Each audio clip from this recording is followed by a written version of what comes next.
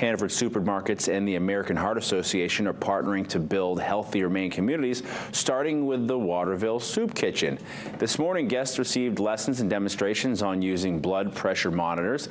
Comes as Hannaford has put $20,000 towards Maine areas in partnership with the American Heart Association.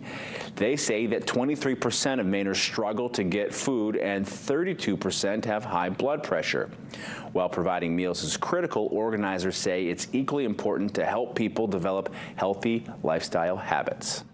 People need to learn healthy ways of living, and when you've been coping with just survival, thinking about your blood pressure or healthy eating is really probably not on their radar. We want our communities to be healthy for the long run.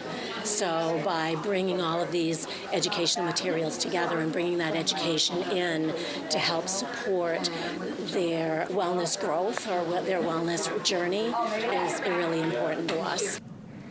Blood pressure monitor will remain at the soup kitchen along with logging charts in hopes of creating those healthy habits.